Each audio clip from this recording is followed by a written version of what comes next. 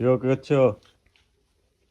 এটা ঘর বানানো কমপ্লিট। এখন লেপাপোতা তো প্রথমে আমি তো এই মাটিগুলো দিয়ে হাত মুছ করছি, তারপরে আবার সিমেন্ট দিয়ে লেপবো, তারপরে লেপা কমপ্লিট হবে। আর এখন ঘরটা দেখো, ঘরটা কমপ্লিট হওয়ার পর কেমন হয়েছে সবাই কমেন্টে বলবেন ঘরটা আমাদের কেমন হয়েছে। টিনের ঘর, তাড়াতাড়ি হয়ে গেল তো।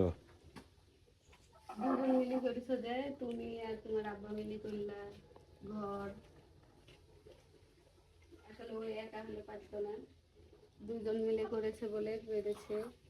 আর এই তো মেয়েদের কাজ, আমাদের লেপাপোছার কাজ, লেপাপোছা করছি।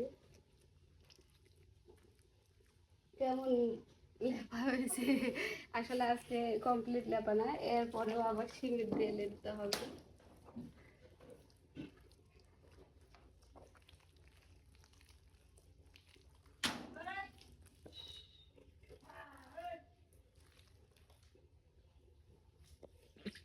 সবাই কমেন্টে বলবেন আমাদের ঘরটা কেমন হয়েছে।